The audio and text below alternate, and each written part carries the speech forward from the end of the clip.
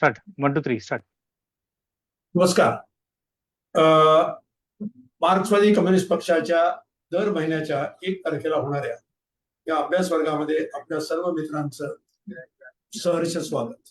यामध्ये कार्यकर्ते आहेत, यामध्ये पार्टीचे कार्यकर्ते आहेत, यामध्ये जनसंघटनातले जनचळवळीतले कार्यकर्ते आहेत, त्याचप्रमाणे एकंदरच पक्षाशी जोडले गेलेले जो इच्छिणारे असे सर्वसामान्य नागरिक सुद्धा यामध्ये खूप लक्षपूर्वक ऐकत आहेत.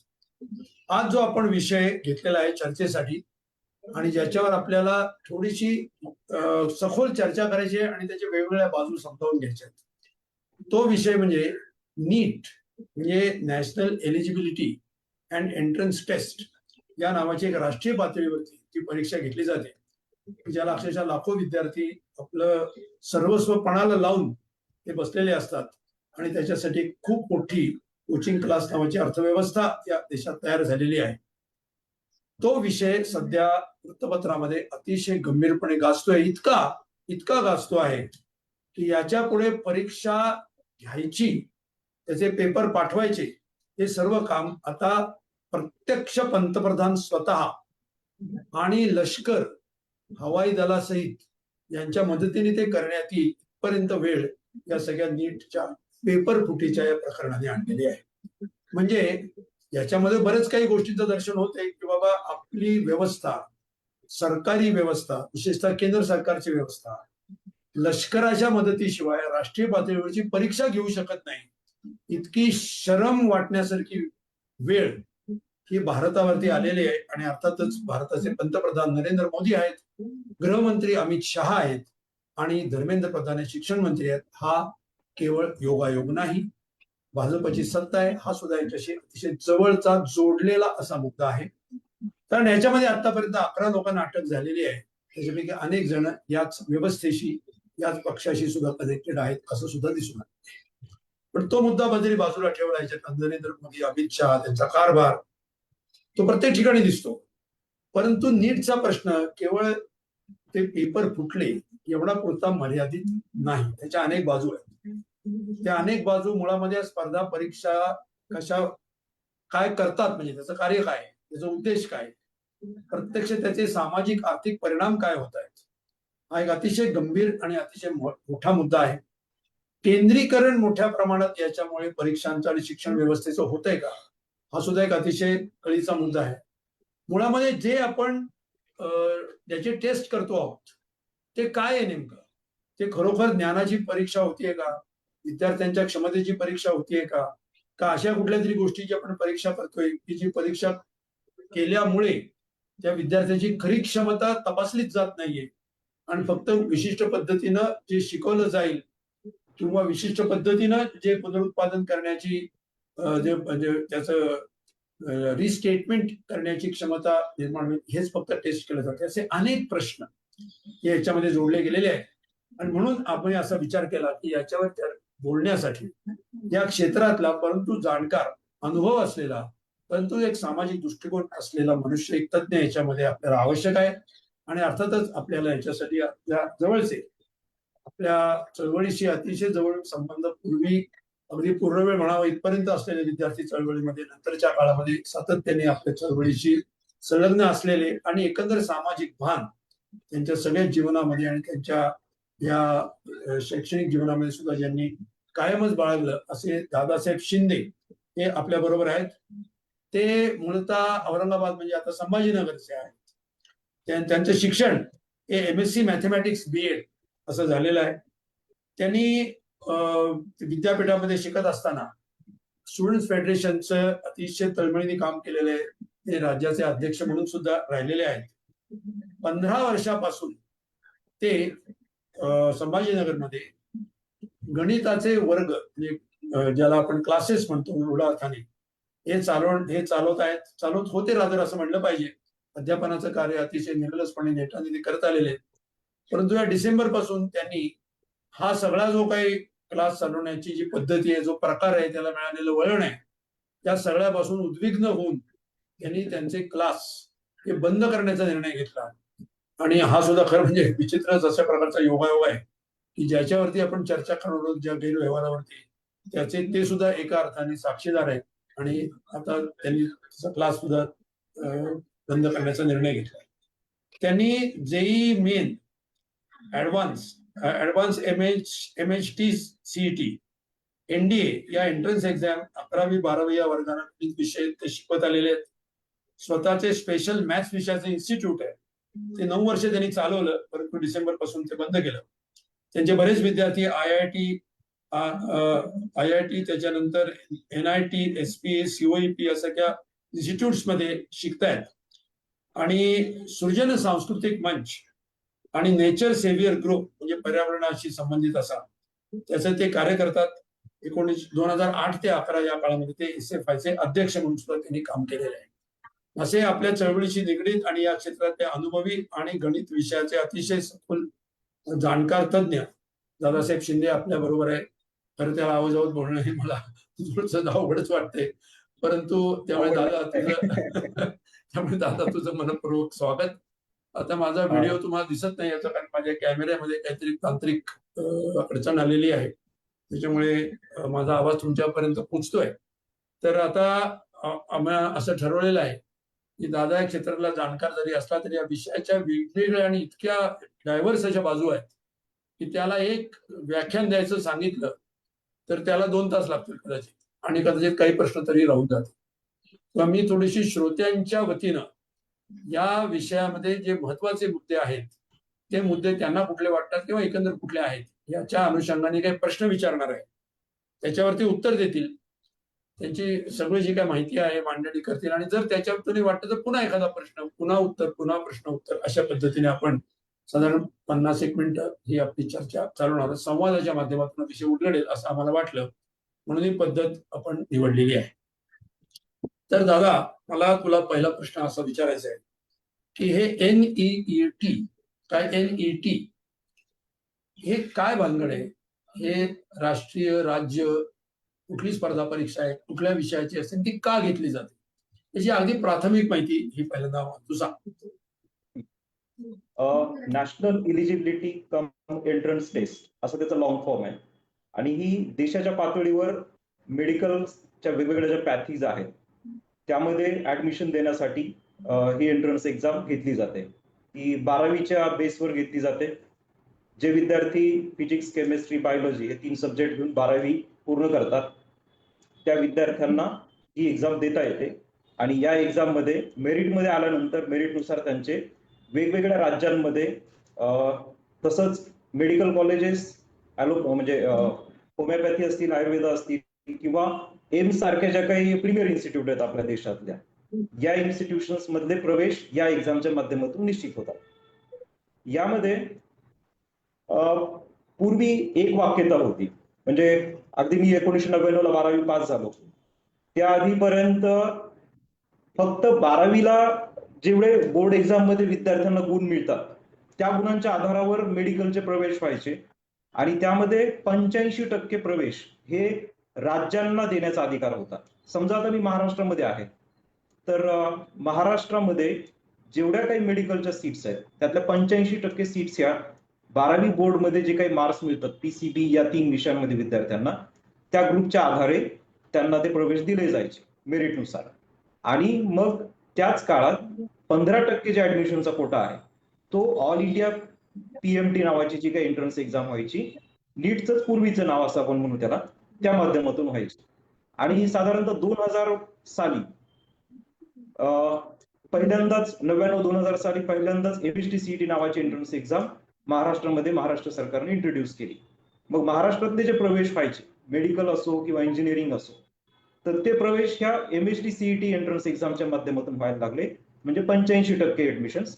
आणि त्यातही 15% ऍडमिशन्स पुन्हा केंद्राची जी काही ऑल इंडिया PMT एक्झाम व्हायची त्या माध्यमातून व्हायचे.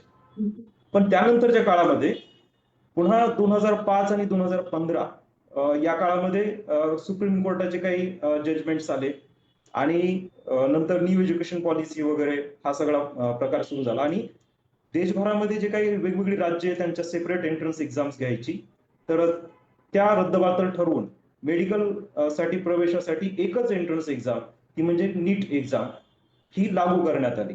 आता तमिळनाडू सारखी राज्ये जी नीटला विरोध करतायत किंवा अजून इतर राज्य असतील, कर्नाटक सारखी राज्य, ही विरोध करतायत, पण तरीही त्या राज्यांमधले 85% प्रवेश हे आता सध्या नीटच्या माध्यमातूनच होतात. कॉम्रेड बोला तुम्ही. त्यांचा विरोध नेमका कशा करताय कर्नाटक आणि तामिळनाडूचा? त्यांचा विरोध यासाठी आहे, ऍक्च्युली तमिळनाडू, कर्नाटक असेल किंवा साऊथ मधले जे काही वेगवेगळी राज्य असतील, त्यांचा विरोध भाषिक अंगानं आणि सांस्कृतिक अंगानं आहे.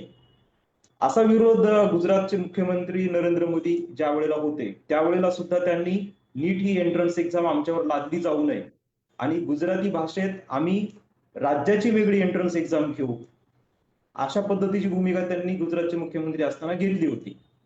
परंतु नंतर जेव्हा ते केंद्रात पंतप्रधान झाले त्यानंतरही पुन्हा केंद्र सरकारचा जो पूर्वीचा रोल होता त्या रोलमध्ये ते स्वतः पण गेले नंतर. आणि साऊथकडच्या राज्यांचा विरोध यासाठी होता की त्याचं एक उदाहरण मी तुम्हाला सांगतो.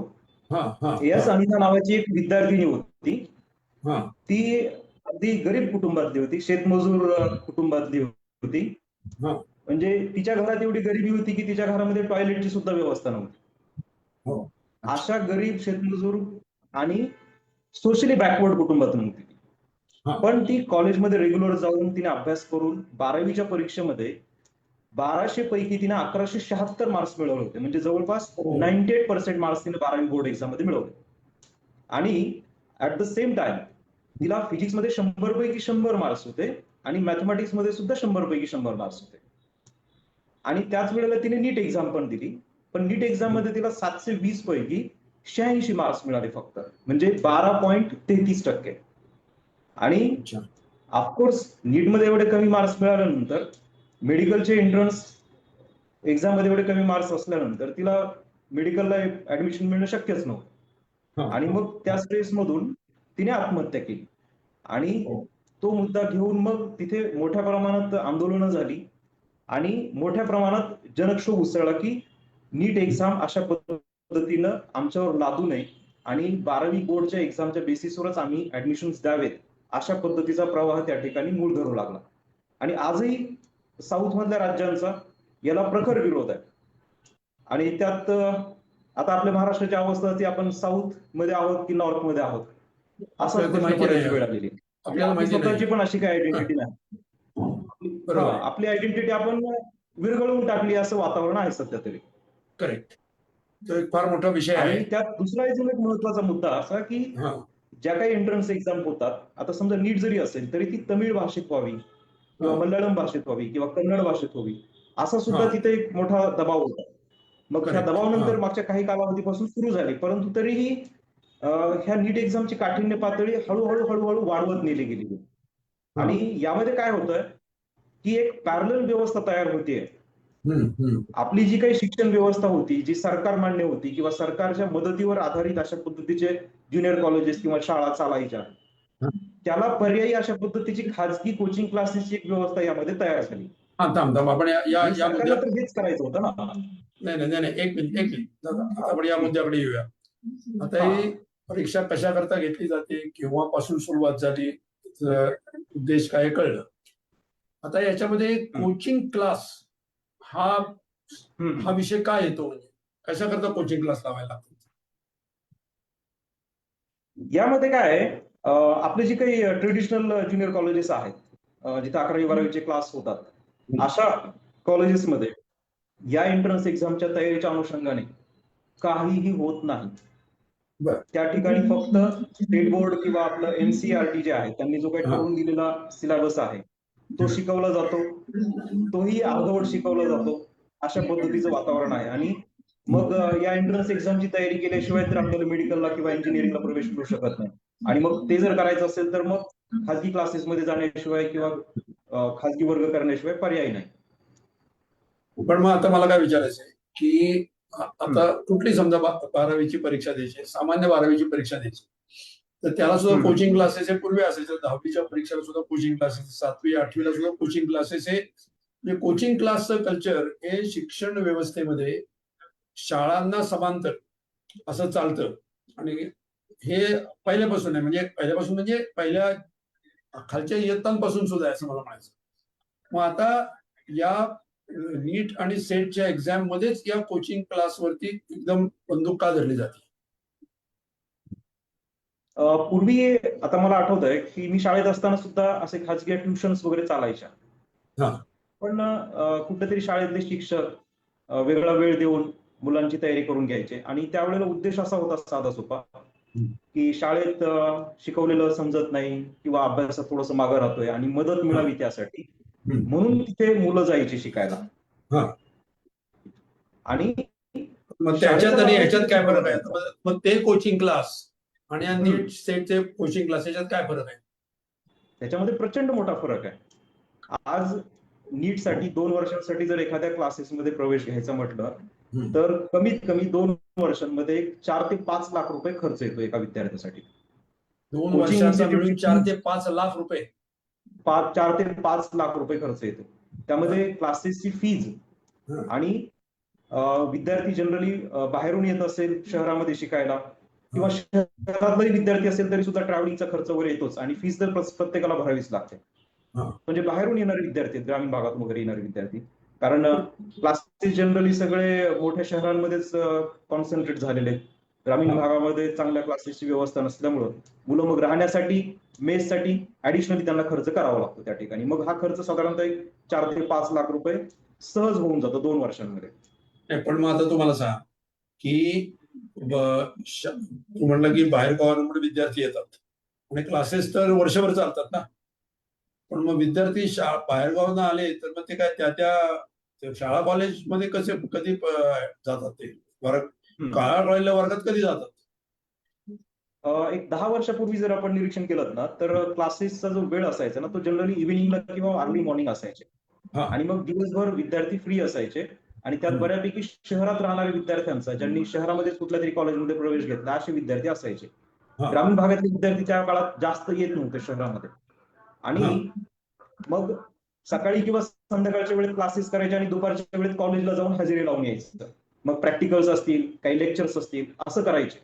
पण मग मागच्या एक 8-10 वर्षांमध्ये असं बदलून गेलंय की मुलं कॉलेजला जातच नाहीत, तिथे फक्त फॉर्मली ऍडमिशन ठेवतात आणि मग त्यासाठी कॉलेजेसला सुद्धा एक्स्ट्रा फीज पे करतात की आम्हाला तिथे उपस्थित राहण्याची गरज पडू नये.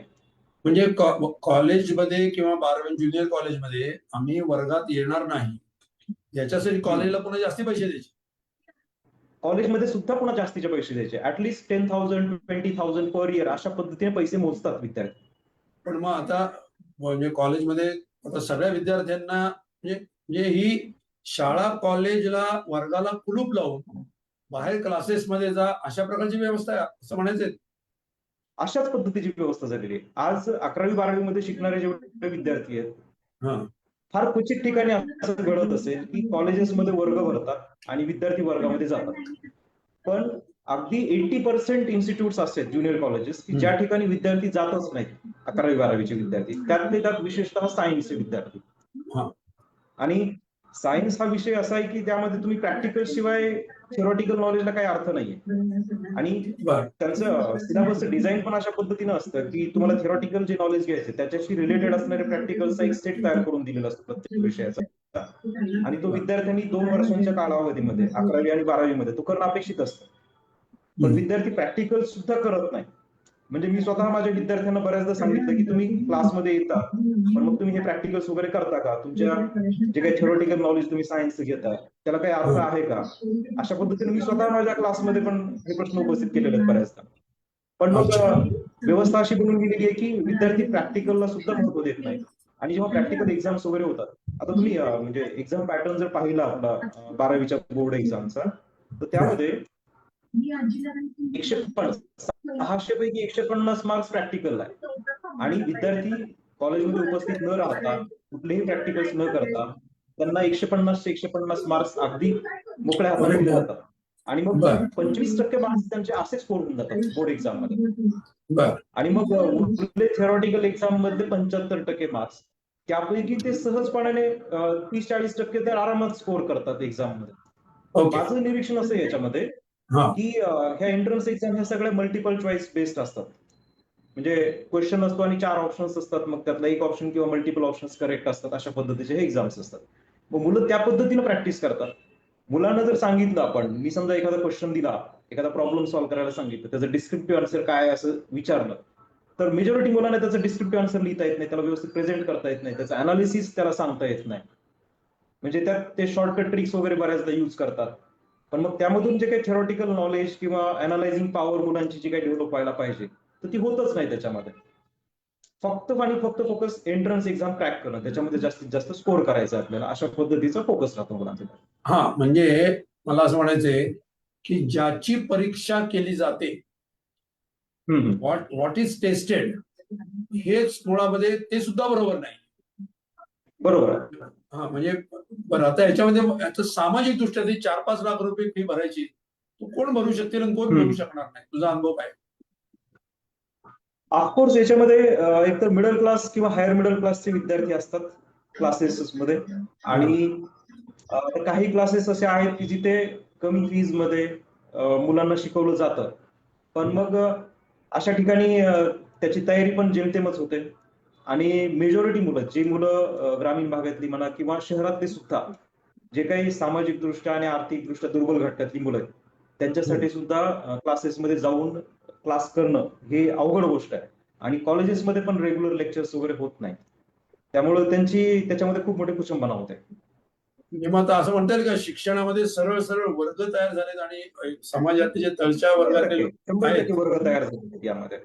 पण मग जे समजा ज्यांना परवडत नाही, आता त्यांच्यासाठी कॉलेज तरी जाणार का? वर्गातली सगळीच मुलं जर क्लासला जाऊन बसली, तर मग हो. वर्गात ज्यांनी शिकवायचं ते शिक्षक वर्गात करतात काय? म्हणजे शिक्षकांची याच्यात काय भूमिका आहे कॉलेजमध्ये?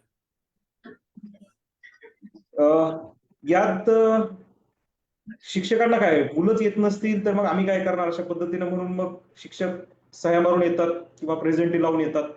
आणि आता त्याच्यात मला एक ऍड करायला म्हणजे आवडेल त्याच्यामध्ये, की काही कॉलेजेसमध्ये, ज्युनियर कॉलेजेसमध्ये कमी फीज मध्ये अशा पद्धतीचे क्लासेसच घेतले जातात आता. म्हणजे समजा फॉर एक्झाम्पल, एखादा कॉलेज आहे असं आपण कन्सिडर करूया, ज्युनियर XYZ ज्युनियर कॉलेज आहे, आणि त्यांनी असा एक अभ्यासक्रमच लॉन्च केला की आम्ही तुमची नीटची तयारी करून घेऊ, जेईची तयारी करून घेऊ, सीईटीची तयारी करून घेऊ, 2-2.5 लाख रुपये फीज आहे, तर तुम्हाला आम्ही 50,000 रुपयामध्ये ऍडमिशन देऊ आणि तुमचे क्लासेस पण घेऊ तिथे.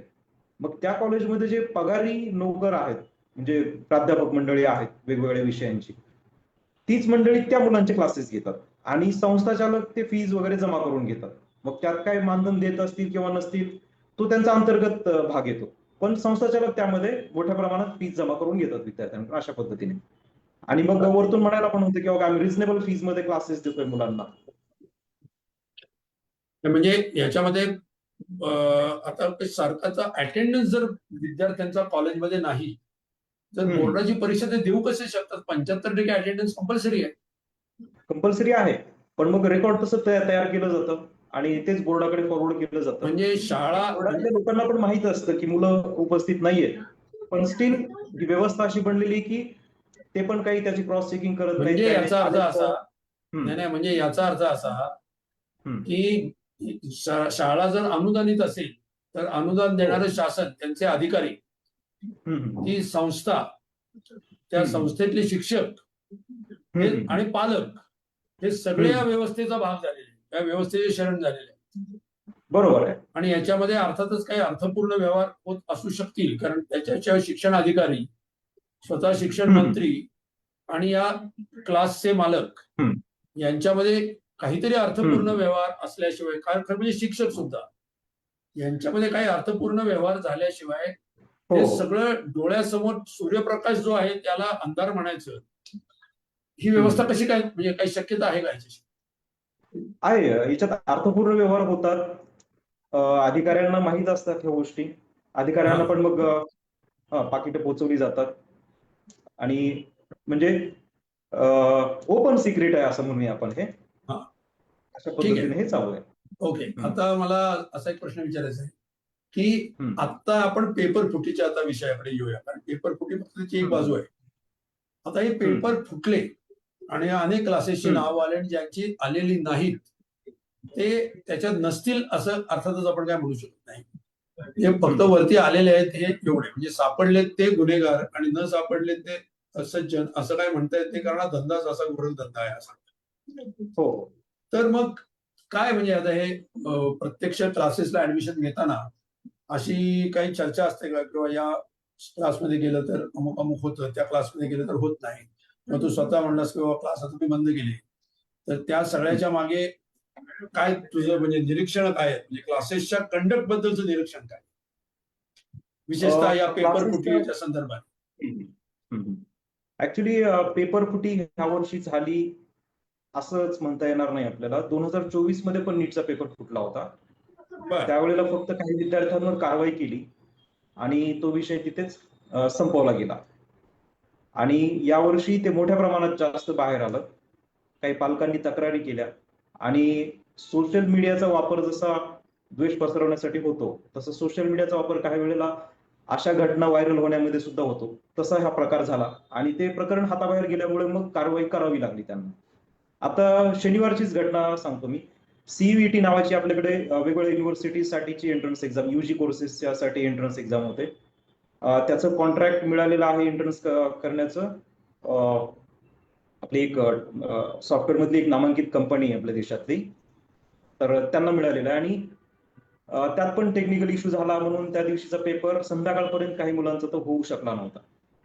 आणि मी एक त्याबद्दलची माहिती अशी घेतली की नीट एक्झाम असेल, सीयूईटी असेल किंवा नॅशनल एलिजिबिलिटी टेस्ट असेल, असिस्टंट प्रोफेसर साठीची जी काही एंट्रन्स एक्झाम होते ती एक्झाम असेल, ह्या सर्व एक्झाम्स आता नॅशनल टेस्टिंग एजन्सी नावाच्या एका एजन्सीच्या माध्यमातूनच होतात. आणि त्या नॅशनल टेस्टिंग एजन्सीचे जे चेअरमन आहेत ते आहेत दीपक कुमार जोशी, जे मध्य प्रदेशमध्ये जो काही व्यापम घोटाळा झाला होता, व्यावसायिक परीक्षा मंडळाचा घोटाळा, मोठा घोटाळा झाला होता तो, तर तो त्यांच्याच कालावधीत तिथे झाला होता. नंतर ते युपीएससीचे चेअरमन म्हणून होते आणि आता सध्या पण ते एनटीएशी निगडीत अशा पद्धतीनं आहेत. म्हणजे त्यांच्याच कालावधीत अशा पद्धतीनं घोटाळे होणं आणि वेगवेगळ्या एक्झामचं अशा पद्धतीनं होणं हा काय फक्त योगायोग नाहीये. आणि यामध्ये एनटीएचे अधिकारी सुद्धा सहभागी आहेत. तुम्हाला एक फक्त उदाहरण सांगेल मी की राजस्थान मधले जे काही आरोपी याच्यामध्ये पकडले गेले ते भाजपशी संबंधित आहेत. आणि या ठिकाणी आरसीसी नावाचा जो काही लातूरचा क्लास आहे त्याचे डायरेक्टर शिवराज मोटेगावकर यांना पण सीबीआयने अटक केलेली आहे. तर एक पेपर साधारणतः एक 10 ते 15 लाख रुपयाला यांनी विकला. आणि मी तर असं ऐकलंय की लातूरमध्ये काही डॉक्टरांच्या पाल्यांसाठी एक खास वेगळी बॅच चालवली जायची आरसीसी मध्ये, ज्यामध्ये वेगवेगळ्या हॉस्पिटलचे डायरेक्टर, ओनर्स अशा पद्धतीचे उच्च शिक्षित डॉक्टर आहेत आणि ज्यांच्या मुलांना नीट एक्झाम देऊन डॉक्टरच करायचे त्यांच्या व्यावसायिक वारसदार म्हणून भविष्यासाठी, तर त्यांच्यासाठी खास वेगळी बॅच चालवली जायची. त्याची 5 ते 7 लाख रुपये वगैरे फीज असायची. आणि कदाचित मग या गोष्टींनाच पुढं प्रमोट करण्यासाठी म्हणून मग अशा पद्धतीच्या बॅचेस पण कदाचित चालवल्या जात असतील. आणि असं पेपर फुटी होणं वगैरे हे बाहेरच्या व्यक्तींना खरं म्हणजे खूप अवघड गोष्ट आहे. एनटीए ही सरकारची जी काही यंत्रणा आहे असं म्हणतो आपण, त्या यंत्रणेतले अधिकारी सुद्धा यामध्ये सहभागी आहेत. राजस्थान मधले, मगाशी मी उल्लेख केला की राजस्थान मधले जे आरोपी पकडले त्यांनी बोलताना असं सांगितलं की तुम्ही आम्हाला काय उचलताय, खरे मोहरे किंवा खरे सूत्रधार तर मोठी लोक आहेत, तुम्ही त्यांना सोडून देताय, अशा पद्धतीने त्यांनी शब्दप्रयोग वापरला त्यामध्ये. यात यंत्रणेतले लोक असल्याशिवाय असं करणं शक्य नाही. आणि मला असं वाटतं की याच्या मागे जो मोठा बाजार आहे पैसे कमवणं वगैरे, हा सगळा खाजगीकरणाचा हा जो काही आहे ना, तो मोठा फोर्स त्यामध्ये काम करतोय असं मला वाटतं. पण मग आता हे त्याच्यात असं जे त्यांना पकडलेलं आहे त्यांचा असा एक डिफेन्स त्यांचा, म्हणजे त्यांच्या वतीनं बोलणारे जे काय त्या टीव्हीवरच्या चर्चामध्ये जे बोलतात, म्हणजे मरमर आता ती झाली कमी झाली, म्हणजे किंवा आम्ही फक्त महत्वाचे प्रश्न सांगितले, किंवा आम्ही काय असं पेपर काय फोडला नव्हता, आम्ही फक्त महत्वाचे प्रश्न सांगितले आणि ते योगायोगाने तसे आले, तर असा जो डिफेन्स दिला जातो याला काही तथ्य याच्यात असू शकेल का? नाही, असा डिफेन्स जरी दिला जात असेल तरी जवळपास नीट मधले जे काही 180 प्रश्न होते ना, त्यातले 125 अगदी मिळते जुळते प्रश्न आहे. आणि 125 प्रश्नांची उत्तर जर एखाद्या विद्यार्थ्याने एक्झाम मध्ये लिहिली तर त्याला 500 मार्क मिळतात आणि 500 मार्क्स मिळाल्यानंतर तो MBBS ला ऍडमिशन घेण्यासाठी पात्र होऊ शकतो. म्हणजे जेवढे गरजेचे आहे तेवढे त्यांनी प्रश्न फोडलेलेच होते. म्हणजे त्यांच्या म्हणण्याला तसा काही अर्थ नाही. ओके. बरं, मग आता आता आता माझा प्रश्न आहे की स्पर्धा परीक्षा समजा घ्यायच्या नाहीत किंवा काय अजून पर्यायी पद्धतीने घ्यायच्या, याला पर्याय काय? तर ऍडमिशन द्यायच्या स्पर्धा परीक्षेने द्यायच्या नाहीत तर मग कशा द्यायच्या? त्याला काय काय सरकारने धोरण काय आखलं? यामध्ये ना पूर्वी जी पद्धत होती की बोर्ड एक्झाम्स व्यवस्थितपणे व्हायच्या, त्याबद्दलची विश्वासार्हता पण होती. अशा पद्धतीचे डिस्क्रिप्टिव्ह टाईप एक्झाम्स व्हाव्यात. आणि मुद्दा कसा आहे की एक्झाम कुठली घ्यायची आहे काय हा भाग चर्चेचा विषय असू शकतो, किंवा कशी घ्यायची आहे एक्झाम हा चर्चेचा विषय असू शकतो. पण मग त्यात विश्वासार्हताच नसेल तर तुम्ही एक्झाम कुठली आणि कशी घेतली तरी त्याचा काहीच उपयोग होणार नाही. प्रश्न विश्वासार्हतेचा आहे आणि यामध्ये शासकीय यंत्रणा अकाउंटेबल नाहीये. म्हणजे मागे एक मला अनुभव शेअर करतो मी. 2019 साली सीईटीच्या क्वेश्चन पेपरचं इव्हॅल्युएशन झालं होतं. त्यामध्ये मेडिकल साठीचा एक PCB ग्रुप आणि इंजिनिअरिंग किंवा फार्मसीसाठी जाण्याचा PCMचा ग्रुप.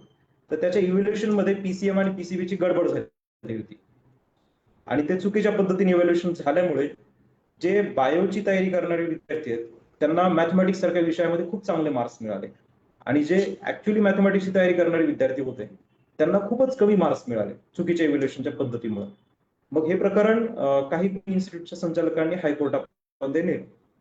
हायकोर्टामध्ये दाखल झाल्यानंतर त्याच्यात सुनावणी झाली आणि हायकोर्टाच्या हे लक्षात आलं की याच्यात नक्कीच गडबड झालेली आहे.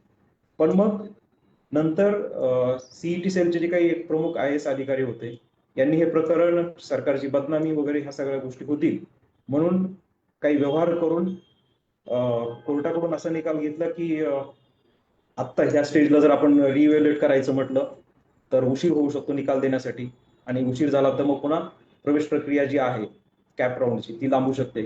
आणि म्हणून मग कोर्टाने ते अपील फेटाळलं आणि आता याच्यावर स्टे देता येणार नाही, ही प्रोसेस अशीच पुढे घेऊन जावी लागेल अशा पद्धतीचा निर्णय दिला. म्हणजे कोर्टाची सुद्धा संदिग्ध भूमिका त्या ठिकाणी त्या प्रकरणामध्ये बघायला मिळाली.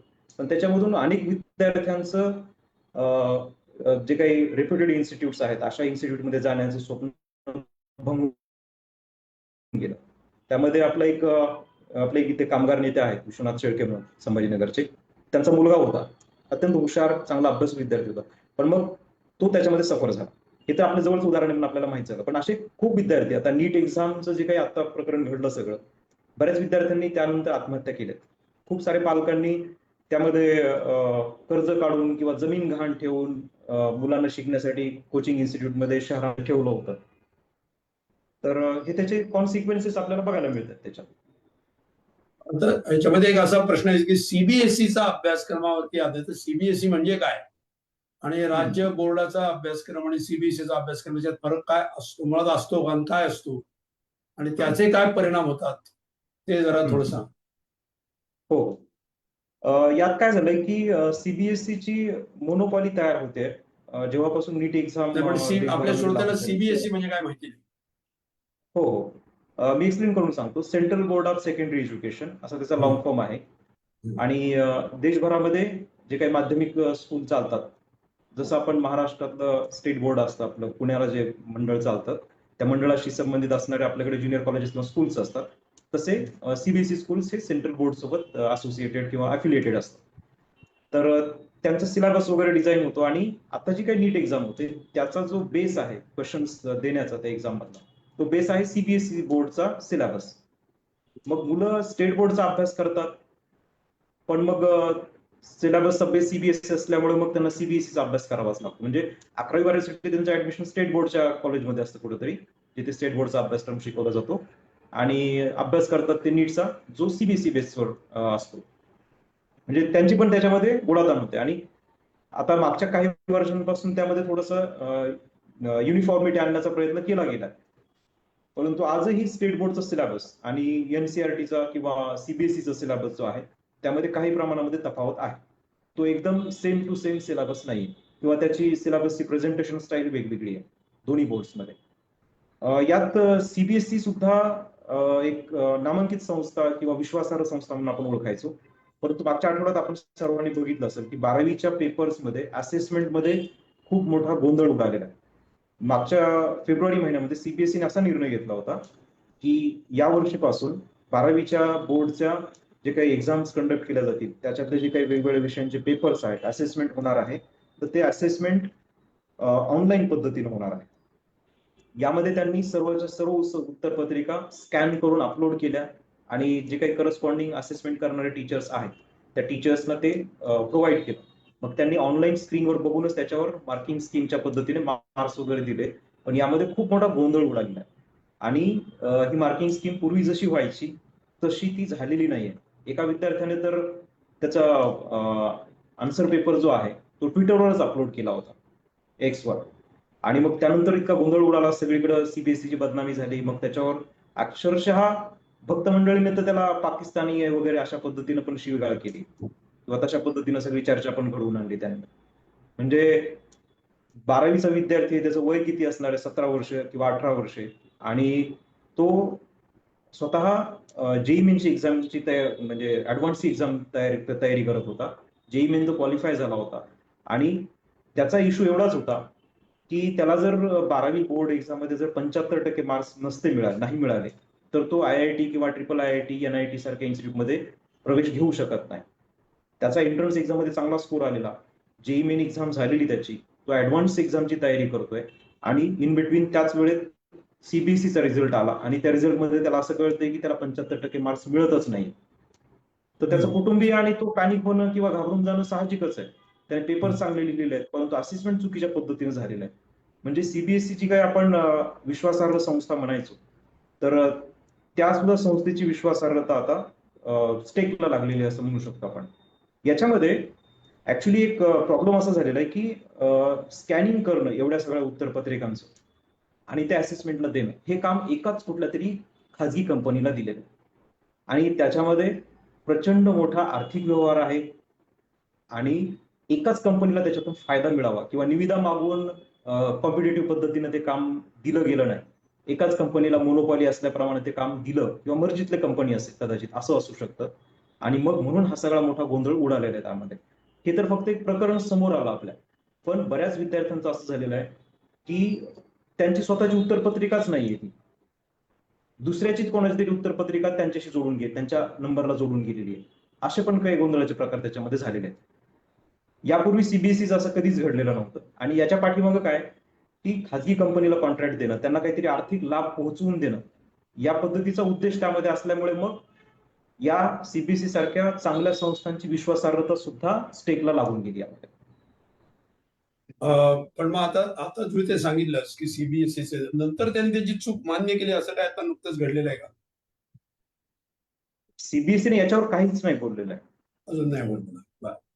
नाही, काहीच नाही. आणि याच्यावर ऍक्च्युली सुप्रीम कोर्टासारखे कोर्ट सुद्धा काहीच बोलत नाहीये. म्हणजे एवढं नीटचं एवढं झालं, फक्त फटकारणे वगैरे इथपर्यंत सगळं होत आहे, परंतु ऍक्च्युली त्याच्यात कोणावर तरी कायदेशीर कारवाई होणं वगैरे असा प्रकार काही घडलेला नाही. तू आणि मगाशी मला आता सुद्धा सीबीआय जे काही चौकशी करतं या प्रकरणाची, मला याच्याबद्दल सुद्धा थोडासा डाऊट वाटतो. कारण यामध्ये ईडीची पण एंट्री झालेली आहे आता. शिवराज मुटेगावकरांकडे एवढी मोठी प्रॉपर्टी आहे, बेहिशोबी मालमत्ता वगैरे आहे, या सगळ्या गोष्टी. पण मग याच्यातून कितपत सत्य बाहेर येईल आणि एवढी मोठी चूक झालेली आहे पेपर फुटण्याची, मग त्यातले जे काही आपण गुन्हेगार म्हणू किंवा वाईट प्रवृत्तीचे लोक आहेत त्यांना ज्युडिशियरीमध्ये नेऊन त्यांच्यावर काही सजा होईल वगैरे, असं मला तरी अजून खात्री वाटत नाही त्याबद्दल की असं काही होऊ शकेल. फक्त काही दिवसांपूर्वी 21 जूनला एक्झाम होणार आहे, परत री एक्झाम होती आता नीटची.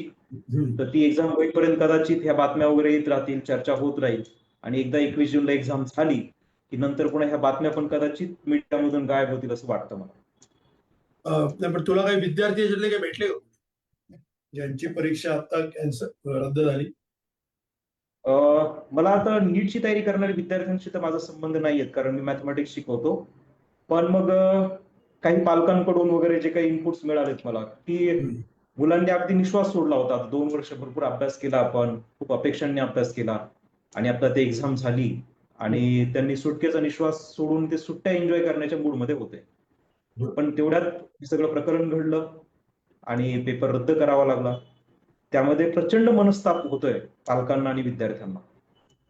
आता हे कोचिंग क्लासेसचे लोक एक आता शेवटच्या भागामध्ये जाऊ आपण आता. कोचिंग क्लासेसचे एक असोसिएशन आहे आणि त्यांनी हम्म. आझाद मैदानावरती एक धरणं धरलं आणि सांगितलं हो की हो कोचिंग हो क्लासेसला रेग्युलेट करा. तर पहिल्यांदा सरकारची पण भूमिका होती. मला वाटतं हो विनोद हो तावडे त्यावेळेला शिक्षण मंत्री वगैरे असताना काहीतरी एक असा विषय आला होता. त्याचं पुढं हो. काय झालं आणि त्याला कोणी विरोध त्यावेळेला कोणी विरोध केला, पाठिंबा दिला किंवा काय त्याच्यात रेग्युलेशन म्हणजे काय करणार होते?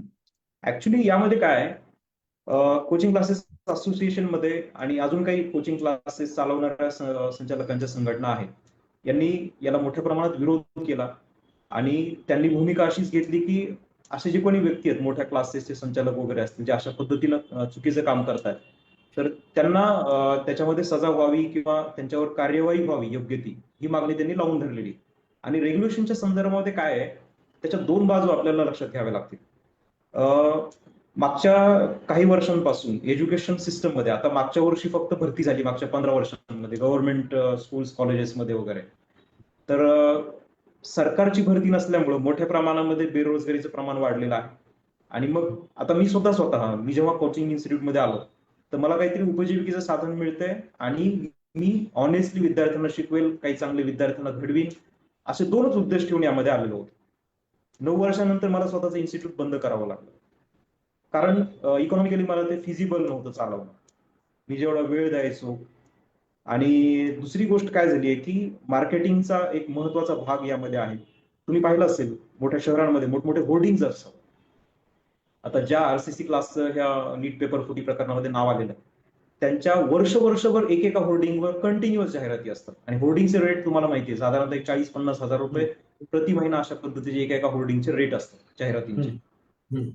हा एक खूप मोठा भाग झालेला आहे. आणि ह्या रेग्युलेशन मध्ये जो काही कायदा येतोय, त्या कायद्यामध्ये तरतुदी अशा पद्धतीनं आहेत की ज्यामध्ये फक्त कॉर्पोरेट पद्धतीनं मोठे क्लासेस जे चालतात तेच त्या तरतुदीनुसार चालू शकतात, आणि जे काही छोटे क्लासेस चालतात, म्हणजे जे असं म्हणतात की आम्ही क्वालिफाईड आहोत, आम्ही चांगले शिकवतो, आम्ही स्वतःची उपजीविका म्हणून क्लासेसमध्ये काम करतो वगैरे, अशा पद्धतीचे किंवा छोटे क्लासेस जे चालवणारे आहेत, तर असे सगळे त्याच्यामध्ये बाजूला होणार आणि मोठ्या कॉर्पोरेटसाठी मोठा रस्ता तयार करून देणार या माध्यमातून, कारण त्याच्या तरतुदीच त्या पद्धतीच्या आहेत. बर. अच्छा.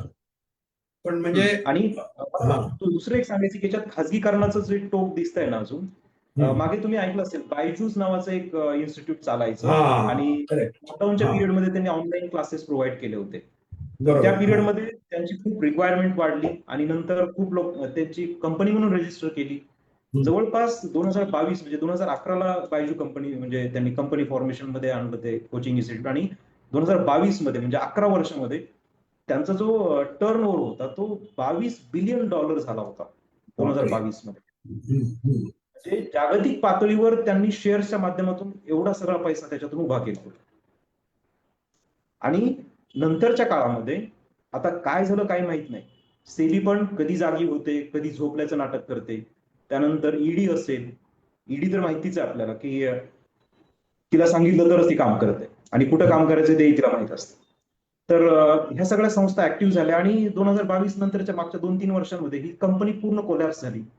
जे काही शेअर होल्डर्स आहेत, सर्वसामान्य शेअर होल्डर्स, त्यांची सगळ्यांची वाट लागून गेली याच्यामुळे. त्यानंतर दुसरी एक अजून मोठी कंपनी रजिस्टर झालेली आहे शेअर मार्केटमध्ये, फिजिक्सवाला म्हणून, त्याची जाहिरात पण तुम्ही कदाचित पाहिली असेल. ते पण शेअर मार्केटमध्ये त्यांनी पण रजिस्टर केलेलं आहे आणि त्यांनी पण असं मोठ्या प्रमाणात पैसा उभा केलेला आहे आणि कॉर्पोरेट पद्धतीनं हे सगळं चालवायचं. मग त्याच्यामध्ये मोठ्या प्रमाणात फीस जमा करायची विद्यार्थ्यांकडून आणि मोठ्या प्रमाणात नफेखोरी करायची. त्याच्यात आता मी जसं आधी सांगितलं ना की कोचिंग क्लास असं म्हणून जेव्हा आपण बघतो, त्यावेळेला हे दोन भाग आपल्याला त्याच्यात अजून सहज बघायला मिळतात. एक कॉर्पोरेट पद्धतीनं चालवलेलं कोचिंग क्लासेस आणि दुसरी बाजू की माझ्या उपजीविकेचं साधन आहे, मला दुसरा काही रोजगार नाही, म्हणून मग मी क्लासेस करतोय. असा म्हणणारा एक भाग, असे दोन भाग आपल्याला त्याच्यामध्ये स्पष्टपणे बघायला मिळतात.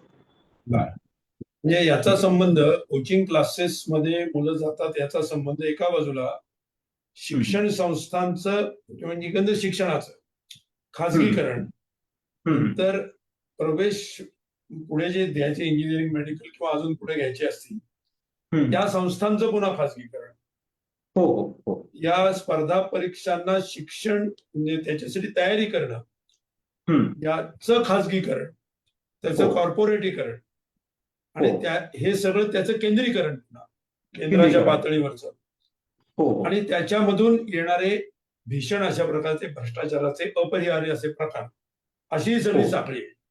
म्हणजे या सगळ्याचा मुख्य शत्रू आणि या सगळ्यामध्ये अर्थातच भयानक म्हणजे भ्रष्ट नुसतं खाजगीकरण नाही तर करप्टिंग खाजगीकरण आहे.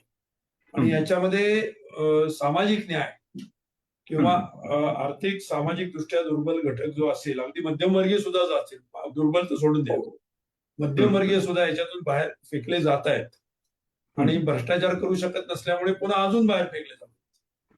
उद्या क्लासला गेले तरी सुद्धा त्यांना पेपर मिळत नाहीये, जो द्यायचा तो फुटलेला तो विशिष्ट लोकांनाच मिळतोय. म्हणजे हे पुन्हा एक ऍडिशनल त्याच्यामध्ये घाणेरडा प्रकार आहे. इतकी सगळी दुरित ज्याला म्हणतो, दुर्गुण म्हणा किंवा खलनायकी, या सगळ्या प्रकारामध्ये आहे.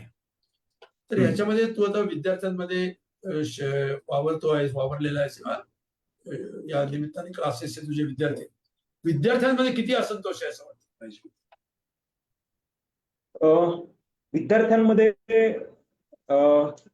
असंतोष आहे, त्यांना हे नकोसं वाटतंय, पण मुद्दा असा आहे की आपल्यासमोर पर्यायच नाही काही सध्या. आपल्याला जर समजा उद्या स्पर्धेत टिकून राहायचंय आणि एका बाजूला काय की बाजारवादाचा पण एक मोठा प्रभाव आहे की आपलं लाईफस्टाईल मेंटेन करायचंय, मग त्याच्यासाठी इन्कम चांगला पाहिजे, मग इन्कम चांगला पाहिजे तर मग चांगल्या इन्स्टिट्यूटमध्ये आपण ऍडमिशन घेतलं पाहिजे. आता एक उदाहरण मी सांगतो अजून, याच्यात पुन्हा ऍड करतो अजून थोडंसं. बिर्ला इन्स्टिट्यूट्स ऑफ टेक्नॉलॉजी म्हणून इन्स्टिट्यूट्स आहेत आपल्या देशामध्ये. पिलानीला आहे, पणजी गोव्याला, आणि इकडे हैदराबादला, आणि अशा पद्धतीचे हे इन्स्टिट्यूट्स आहेत.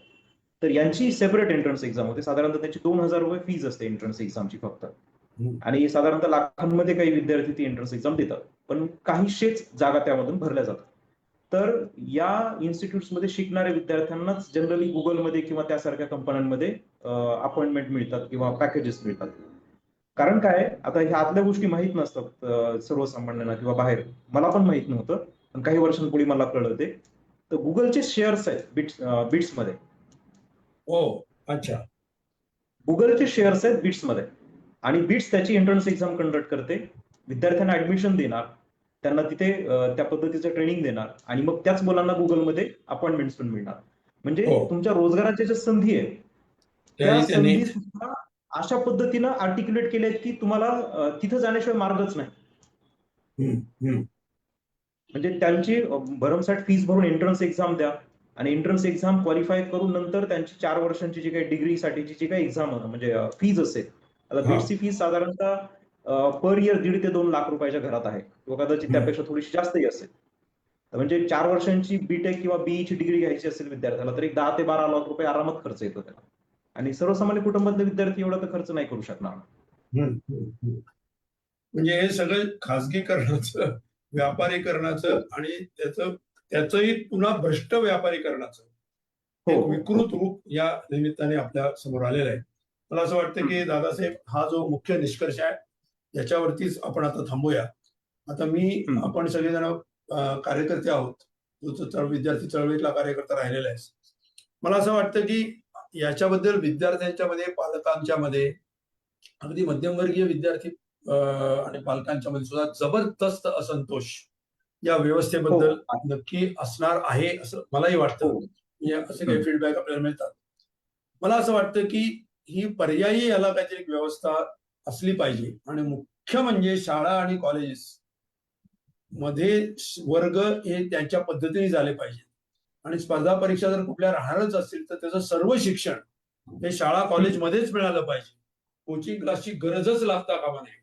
अशा प्रकारचे पात्रता, क्षमता त्या शिक्षकांनी दाखवली पाहिजे, आणि ते शिक्षक जर त्या क्लासवाल्यांना किंवा याला ते शिक्षण अधिकारी, शिक्षण मंत्री स्वतः हे जर या चोरांना सामील होऊन ही सर्व क्लास, कॉलेज टायअप आणि पेपर फुटीचा एक पुन्हा पॅकेज, त्याच्यावरती बोनस, अशा प्रकारची जर ही व्यवस्था चालवणार असतील तर मला वाटतं या सगळ्यांच्या विरोधामध्ये आपल्याला संघर्ष करावा लागेल. त्यासाठी जे विद्यार्थी आहेत ते आणि जे शिक्षक प्रामाणिक आहेत किंवा उरले तसं आपण म्हणूया शाळा कॉलेज मधले, विशेषतः अनुदानित शाळा कॉलेजेस मधले, जर कोणी प्रामाणिक शिक्षक असे असतील की ज्यांना याच्या विरोधामध्ये उतरायचंय आणि आपली शाळा आपलं कॉलेज हे ज्याच्यासाठी आपल्याला पगार मिळतो, ज्याच्यासाठी ते चालतं, त्याच्याशी इमान ठेवून आपण आपलं काम केलं पाहिजे, ती संस्था चालली पाहिजे असं वाटणारे जर शिक्षक कोणी असतीलच तर त्यांना घेऊन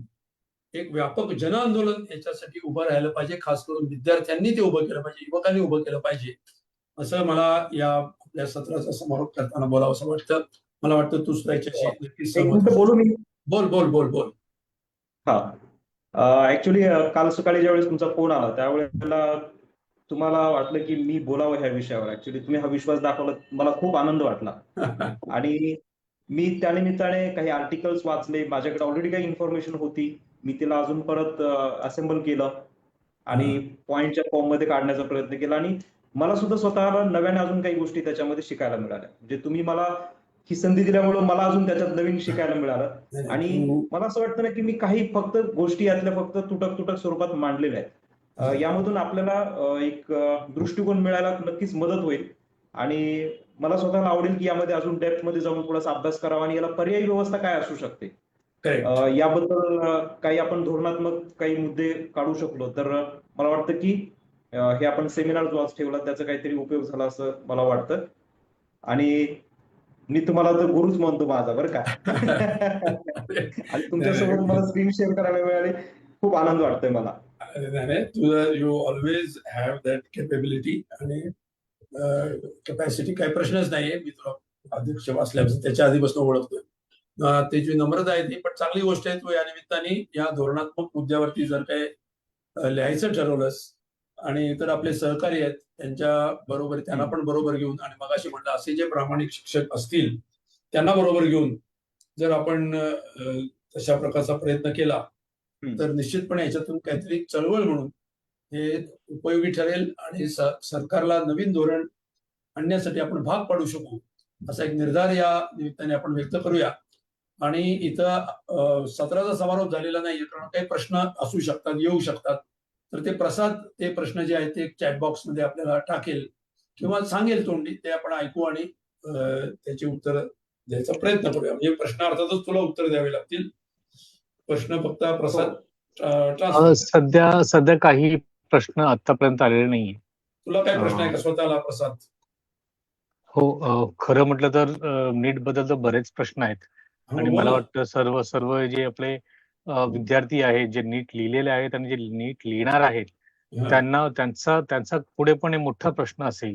एक तर नीट बद्दल आहे आणि पूर्ण शिक्षण पद्धतीबद्दल आहे.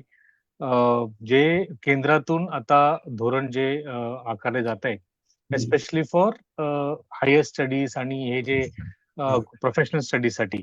तर आता असं वाटायला लागलंय की मुलांचा हे जे शिक्षणाबद्दलचा एक जो ट्रस्ट आहे, जो विश्वास आहे, ते विश्वासच कमी होत चाललंय का?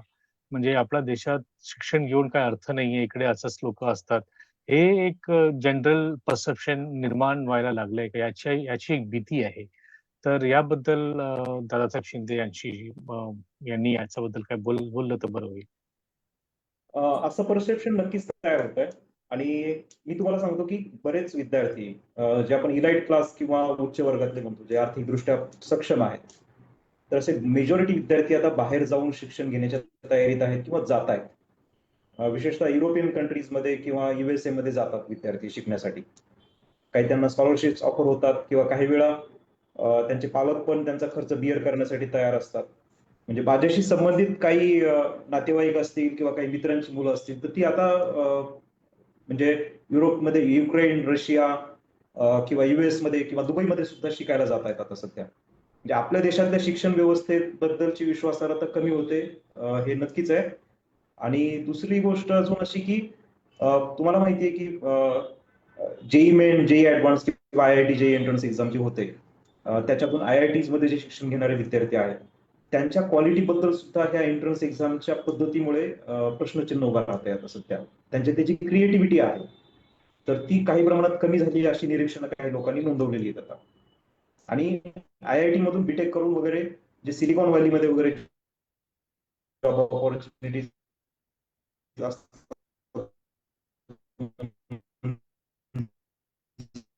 तर ते बऱ्यापैकी विद्यार्थी तिकडे येण्याचं, त्यानं डिग्री केली, पुण्याला काही वर्ष काम केलं, त्याला अमेरिकेमध्ये संधी मिळाली एका चांगल्या कंपनीमध्ये, तो आता तिथे सेटल झालाय. म्हणजे एकूण जे वातावरण आहे आपल्या देशात, आणि तुम्हाला असेल पीसफुल लाईफ जगण्यासाठी म्हणून सुद्धा एक वातावरण व्यवस्थित नाही आपल्या देशामध्ये, हे परसेप्शन खूप मोठ्या प्रमाणात होत चाललेलं आहे. आणि 2020 मध्ये जे लॉकडाऊन झालं होतं त्या कालावधीत आणि त्यानंतरच्या कालावधीमध्ये लाखांमध्ये लोक युरोपमध्ये आणि बाकी US मध्ये वगैरे कायमचे सेटल होण्यासाठी गेलेले आहेत तिकडे. ओके, आता हा एक मोठा विषय आहे. एकंदरच आपले देश कधी एकदा सोडतो असं लोकांना वाटावं, अशी आपल्या देशाची परिस्थिती होणं. मला एक ऍड करतो अजून त्यात, पण त्यात कोंडी जी होते ना, मुख्यतः कोंडी म्हणजे लोअर मिडल क्लास मधल्या मुलांची आणि जे सोशली आणि इकॉनॉमिकली वीकर सेक्शन मधली मुलं आहेत ना, त्याची प्रचंड कोंडी होतीये सध्या. म्हणजे एकतर इथल्या खासगी इन्स्टिट्यूट मध्ये जाण्यासाठी पण त्यांना पैसे नाहीयेत, बाहेर जायचं म्हणलं तर तो तर विषयच संपून जातो त्यांच्यासाठी, आणि त्यांची प्रचंड मोठ्या प्रमाणात कुचंबना होती असं म्हणू शकतो आपण. येस. ओके प्रसाद, अजून काही प्रश्न आलेत का काही? सध्या तरी काही प्रश्न नाहीये कॉमेंट. ओके, ठीक आहे. विद्या समारंभ दादासाहेब आपण थांबूया. येस, नक्कीच, काय अडचण नाही. ओके, आता याच्याबद्दल काहीतरी लिहायची तू जबाबदारी घेतलेली आहेस, एखादी पुस्तिका म्हणा नक्की, काहीतरी, नक्की. हो, तर हो. ते आपल्या सहकार्यांच्या मदतीनं काहीतरी लवकरात लवकर तो फलद्रूप व्हावी असं तुझं जाहीर आता रेकॉर्ड आश्वासन आहे. ते इथं रेकॉर्डिंग झालेलं आहे त्याचं. ते आता तुला दाखवलं जाईल नंतर. त्यामुळे ते ऑन डिजिटल फॉर्म मध्ये कायम आपल्या स्वरूपात आहे, त्याचा जबाब तू नक्की देशीलच. ओके, धन्यवाद. धन्यवाद प्रसाद, धन्यवाद दादा, नमस्कार, भेटूया. Thank you so much. ओके, भेटूया. धन्यवाद. येस.